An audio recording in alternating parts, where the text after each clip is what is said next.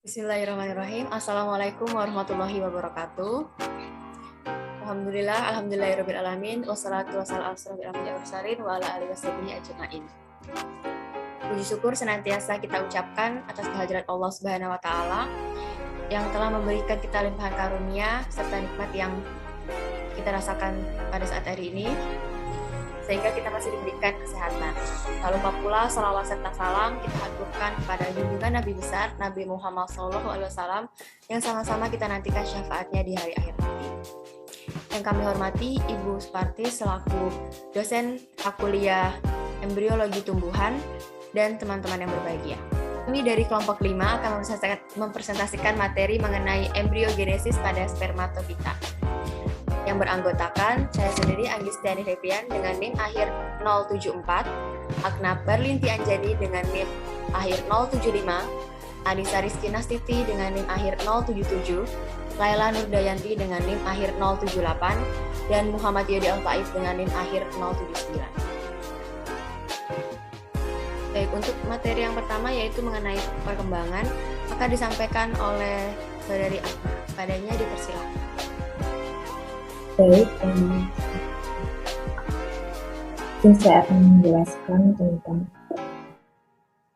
telur yang sudah mengalami fertilisasi disebut zigot. Zigot ini akan berkembang menjadi embrio yang berpotensi untuk membentuk tumbuhan lengkap. Pembentukan zigot melalui suatu periode dormansi yang bervariasi antara beberapa spesies. Umumnya, periode ini lebih pendek jika endospermnya selular daripada yang nuklear. Selama periode dormansi ini terjadi perubahan yang jelas.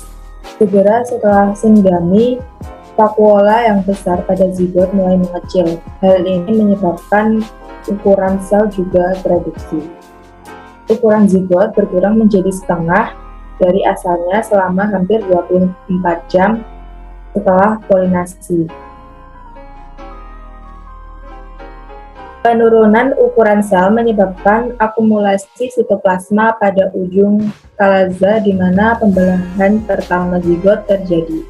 Respon yang lain pada sindami adalah meningkatnya jumlah diktiosom yang berhubungan dengan sintesis dinding sekeliling zigot. Agregat ribosom akan membentuk polisom, menunjukkan awal aktivitas metabolisme. Zigot dengan polarisasi yang jelas siap untuk membentuk embrio. Inti yang dikelilingi sejumlah besar plastida dan mitokondria berada pada ujung kalaza sel atau kutub apikal. Di ujung mikropil zigot, kutub basal mengandung satu atau beberapa vakuola yang ditunjukkan pada gambar berikut. Gambar A. Umumnya pada Angiospermae, zigotnya membelah secara transversal, menghasilkan sel apikal terminal yang kecil menuju ke arah dalam kantung embrio dan sel basal yang besar menuju ke arah mikrofil. Hal yang jarang terjadi pembelahan pertama zigot secara vertikal, Orantecae atau miring, triticum. Variasi dalam pola perkembangan embrio selama embriogeni awal adalah umum terjadi pada monokotil dan dikotil. Perbedaan muncul pada pembentukan krumula dan kotiledon. Dari tahap 2 sel, sempat permulaan organ embrio biasa disebut proembrio. Embriogenesis pada dikotil atau Kapsela bursa pastoris. Lihat pada gambar, telur yang sudah difertilisasi disebut zigot. Zigot membelah asimetris, membentuk sel terminal apikal yang kecil dan sel basal lebih besar. Sel terminal selanjutnya berkembang menjadi embrio, sedangkan sel basal selanjutnya membelah melintang membentuk suspensor. Sel terminal membelah memanjang membentuk proembriotetrat. Suspensor membelah melintang beberapa kali. Sel apikal membelah vertikal dengan bidang pembelahan tegak lurus, bidang pertama. Pada tahap ini, proembrio berada pada tahap kuadran. Setiap sel kuadran membelah melintang menghasilkan stadium oktan. Setiap oktan membelah periklinal menghasilkan protoderm di sebelah luar yang akan berdiferensiasi menjadi epidermis. Sel sebelah dalam akan membentuk meristem dasar, sistem prokambium hipokotil. Pada tahap ini, proembrio berada pada tahap globular. Embrio tahap globular kemudian mengalami pendataran di bagian apex. Pada tahap ini, embrio pada tahap jantung. Kemudian embrio tahap kotiledon pada kapsula bursa pastoris. Bisa dilihat pada gambar. Pada kedua sisi embrio, tahap jantung akan membelah lebih cepat dibandingkan bagian tengah sehingga membentuk embrio tahap torpedo. Pemanjangan ini terus terjadi membentuk embrio tahap kotiledon suspensor. Suspensor membantu embrio masuk ke dalam endosperm untuk mendapatkan makanan. Embrio tahap kotiledon yang terus tumbuh akan melengkung di dalam ovulum. Di sini dapat dilihat suspensor sudah mengecil. Baik, materi selanjutnya mengenai embriogenesis pada monokotil akan dilanjutkan oleh saudari Anissa. Kepadanya dipersilahkan. Bahkan embrio pada monokotil yang lengkap dapat dilihat pada najas.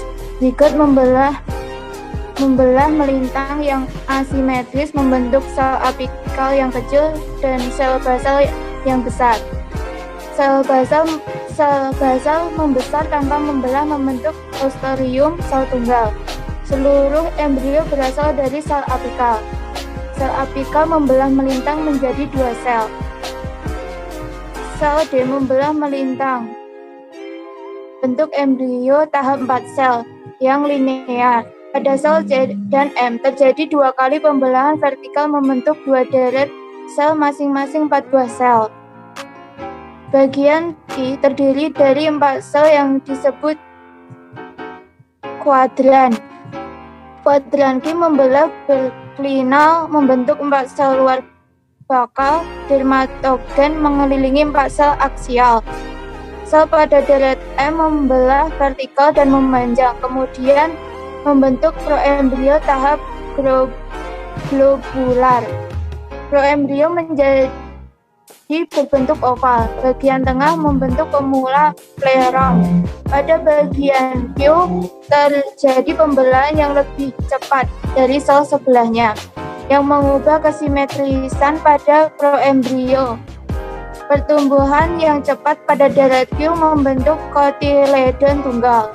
Sisi yang lain pertumbuhannya lambat dan tumbuh menjadi pemula epikotil atau initial apex. Embriogenesis pada gimnosperma pada pinus. Setelah fertilisasi, zigot segera berkecambah untuk melakukan pembelahan untuk membentuk proembrio. Sebelum mulai pembelahan, inti zigot yang berada di tengah akan membelah 2 kali membentuk 4 inti. Keempat inti ini bermigrasi ke ujung kalaza dari arkegonium. Kemudian membelah 1 kali membentuk 8 inti. Ke-8 inti ini membentuk dinding sehingga terbentuk 8 sel tersusun dalam 2 deret, masing-masing 4 sel. Sel pada deret yang paling bawah membelah lagi membentuk 3 deret yang masing-masing 4 sel. Deret sel keempat paling atas dibentuk dengan 4 inti bebas yang terpisah dengan dinding tidak sempurna. 16 sel yang simetris disebut proembrio. Sel paling bawah yang terjauh dari ujung mikrofil disebut deret embrio. Masing-masing sel akan berkembang menjadi 1 embrio. Sel-sel di atas sel embrional disebut sel suspensor. Deret ketiga dari bawah disebut deret roset. Sel suspensor memanjang dan mendorong sel embrional keluar dari arkegonium dan masuk ke dalam jaringan pada protalus betina untuk selanjutnya melakukan pertumbuhan. Keempat sel suspensor membelah memanjang sehingga terpisah satu dengan lainnya. Masing-masing sel suspensor memiliki 1 sel embrional pada ujungnya yang membelah cepat. embrional membelah membentuk kuadran dan oktan. Masing-masing oktan akan menjadi embrio potensial yang berasal dari satu sel embrional saja. Keempat embrio potensial dibentuk dari satu sel telur yang difertilisasi. Embrio genis seperti ini disebut polyembrioni. Pada perkecambahan selanjutnya, salah satu embrio potensial ini akan tumbuh lebih cepat dari yang lainnya. Satu embrio potensial melalui pembelahan, pembesaran, dan diferensiasi akan berkembang menjadi biji. Yang lainnya akan mati. Protalus tumbuh dan membesar, sel-sel ini menjadi terisi makanan yang akan digunakan untuk pertumbuhan embrio tersebut. Baik, materi selanjutnya endosperm yang akan dilanjutkan oleh saudari Laila. Kepadanya dipersilahkan. Terima kasih. Yang selanjutnya yaitu endosperm. Endosperm adalah jaringan nutritif berisi karbohidrat, lemak, dan protein untuk perkembangan embrio yang paling umum pada Angiospermae. Secara fungsi, gametofit betina pada Gymnospermae berdiferensiasi sebelum fertilisasi dan haploid, sedangkan pada Angiospermae adalah hasil fertilisasi dan biasanya triploid. Endosperm dapat dikonsumsi selama perkembangan embrio, maka biji disebut non-endospermous, misalnya pada kacang. Dapat juga endosperm tetap ada sampai biji berkecambah atau ekstrak embrio dari buah yang belum matang. Selain dapat mendukung pertumbuhan embrionya, juga mendukung embrio angiosperm lainnya. Selain itu juga menginduksi diferensiasi embrio dan plantet pada kultur jaringan. Endosperm ini kaya akan zat pengatur tumbuh, yaitu auksin, sitokinin, dan giberellin. Embrio akan tumbuh jika endosperm berkembang biak. Jika endosperm tidak ada jaringan lain sebagai penyedia makanan.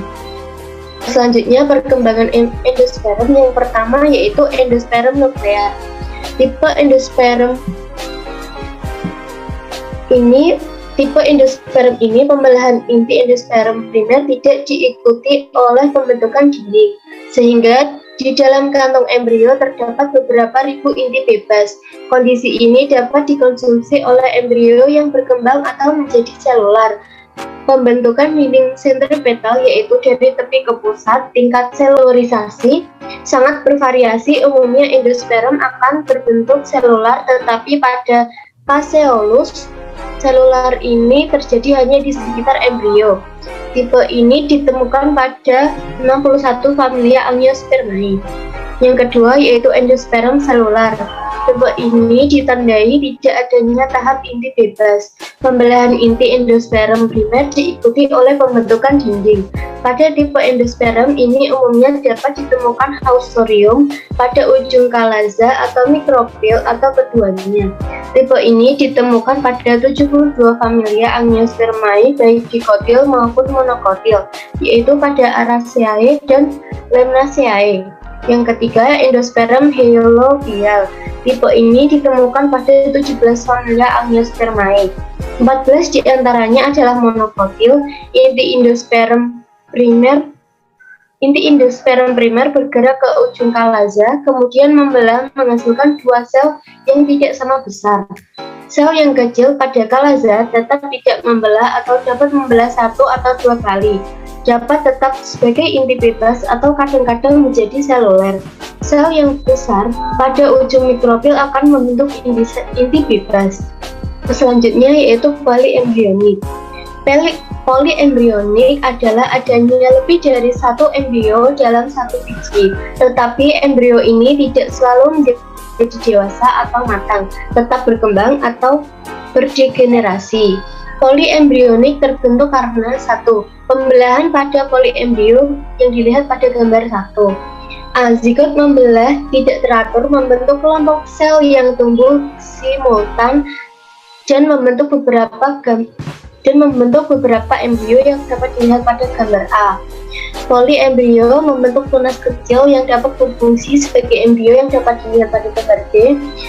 Yang ketiga, embrio yang membentuk filamen menjadi bercabang dan masing-masing tumbuh menjadi embrio yang dapat dilihat pada gambar C. Yang kedua, berasal dari sel selain sel telur atau sinergit, adanya lebih dari satu kantung embrio dalam satu ovulum. Yang keempat, berasal dari sel sporofit pada satu ovulum atau embrio adventif yang dapat dilihat pada gambar di samping. Yang kemudian yaitu polyembryonik. Heberlein pada tahun 1928 menjelaskan tentang teori nekrohormon pada sitrus spp.